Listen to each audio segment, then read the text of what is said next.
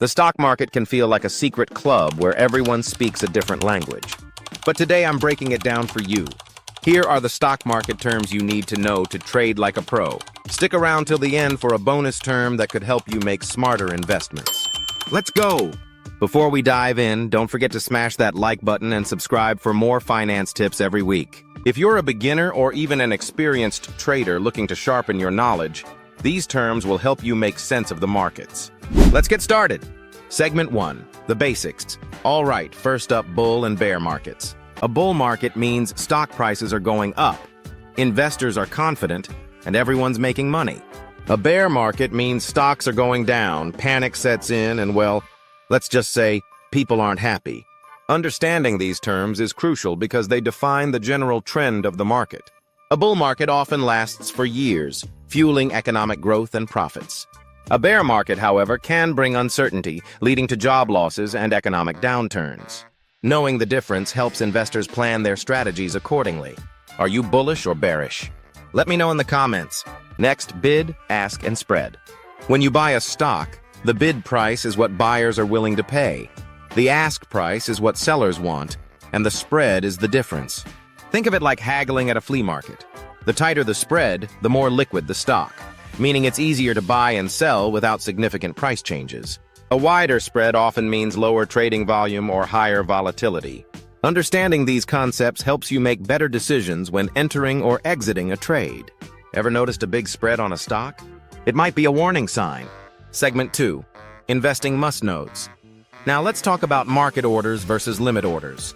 A market order buys or sells instantly at the best available price. A limit order lets you set a price and only executes if the stock hits that price. It's like choosing between grabbing whatever's on the shelf or waiting for a discount. If you're looking for speed and certainty, market orders are great. But if you want control over your purchase price, limit orders are the way to go. Just remember, limit orders may not always execute if the stock doesn't hit your set price. So which one do you use? Ever heard of dividends? Some companies pay their shareholders a piece of their profits. It's like getting paid just for owning a stock. Nice, right? Companies that pay dividends are often stable and profitable, making them attractive for long-term investors. Reinvesting dividends can supercharge your portfolio through compound growth. Not all stocks pay dividends, though growth stocks often reinvest profits into expansion instead. Do you prefer dividend stocks or growth stocks? Let me know in the comments. Segment 3, risk and strategy. Let's talk risk. Volatility is how much a stock's price moves. High volatility? Big swings, big risks. Low volatility? Steady, slow changes. Volatility isn't necessarily bad. It creates opportunities for traders who thrive on price swings. But for long-term investors, too much volatility can be stressful. The key is knowing your risk tolerance and investing accordingly. If you can stomach the roller coaster ride, high volatility stocks might offer huge returns. But if you prefer stability, low volatility stocks provide steady, reliable gains over time. What's your risk level? Are you a thrill seeker or a steady investor? Next, short selling. This is when investors bet that a stock will go down. They borrow shares, sell them, then buy them back later at a lower price. If done right, big profits. If done wrong, well, let's just say it's risky. Short squeezes can send prices skyrocketing, forcing short sellers to buy back at massive losses. It's a high-risk, high-reward strategy that's not for the faint of heart. Just ask anyone who shorted GameStop in 2021, do you think short selling is a smart strategy or too risky? Let's discuss in the comments. All right, here's your bonus term, dollar cost averaging. Instead of dumping all your money in at once, you invest a fixed amount regularly. This smooths out the highs and lows and helps you avoid bad timing. It's a favorite strategy of long-term investors and works especially well in uncertain markets.